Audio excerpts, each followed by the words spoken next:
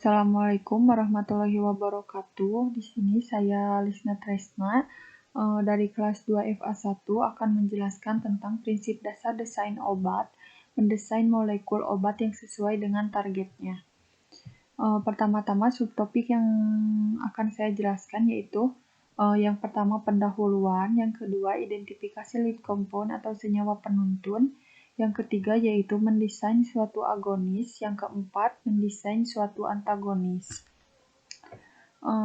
Pendahuluan, desain molekul obat dilakukan dengan pendekatan multiform method, di mana molekul obat didesain berdasarkan subunit-subunit atau biofor. Desain obat merupakan proses yang berulang. Tahapan-tahapan mendesain obat diantaranya yaitu yang pertama desain atau identifikasi lead compound atau senyawa penuntun. Lead compound ini merupakan suatu senyawa yang sudah diketahui memiliki aktivitas tertentu. Yang kedua yaitu sintetis dan uji aktivitas pendahuluan terhadap lead compound. Yang ketiga yaitu optimasi farmakodinamik terhadap lead compound. Optimasi ini bertujuan untuk memperbaiki sifat-sifat yang kurang dari lead compound. Yang keempat yaitu optimasi fase farmakokinetik dan farmasetik terhadap lead compound. Fase farmakokinetik yaitu meliputi ADME, dan untuk farmasetik yaitu misalnya bentuk sediaan dari obat tersebut. Yang kelima yaitu uji praklinis dan klinis terhadap analog lead compound yang telah dioptimasi. Identifikasi lead compound. Lead compound harus ada dalam desain obat. Lead compound adalah prototip dalam desain obat di mana upaya optimasi difokuskan pada molekul tersebut. Identifikasi lead compound dapat dilakukan dengan yang pertama yaitu secara kebetulan atau serendipity, misalnya benzodiazepin atau diazepam. Yang kedua sumber eksogen, misalnya hormon, enzim, neurotransmitter.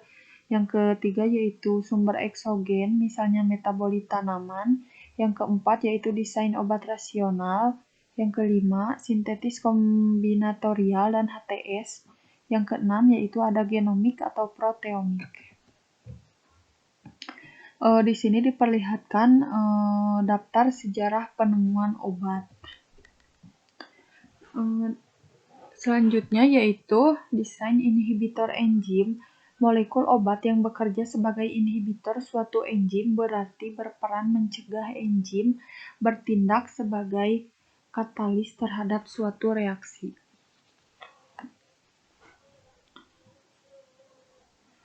Istilah untuk obat yang bekerja pada enzim yaitu yang menghambat kerja dari enzim. Inhibitor yang mempercepat kerja enzim disebut aktivator.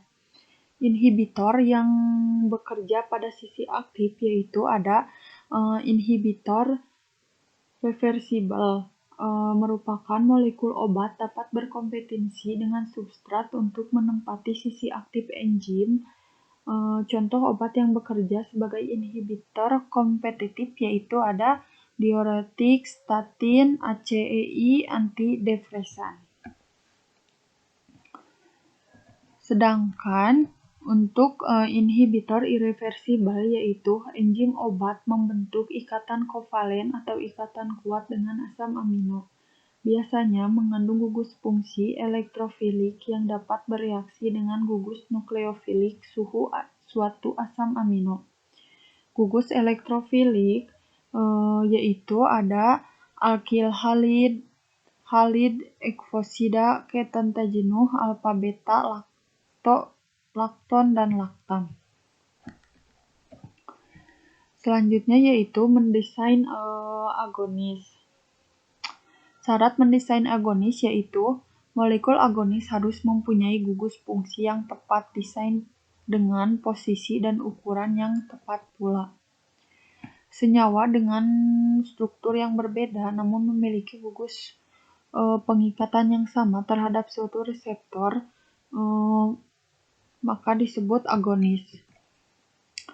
Desain antagonis yaitu Suatu antagonis akan bekerja dengan menghalangi berinteraksinya antagonis dengan reseptornya. Antagonis yang bekerja pada sisi aktif, dan ada juga antagonis yang bekerja di luar sisi aktif. Desain obat meliputi tahapan diantaranya yaitu ada identifikasi lead compound, sintesis dan uji biologis terhadap lead compound, optimasi farmakodinamik, optimasi farmakokinetik dan farmasetik. Yang kelima yaitu uji klinis dan praklinis senyawa analog. Sekian presentasi penjelasan dari saya. Mohon maaf bila ada kesalahan. Wassalamualaikum warahmatullahi wabarakatuh.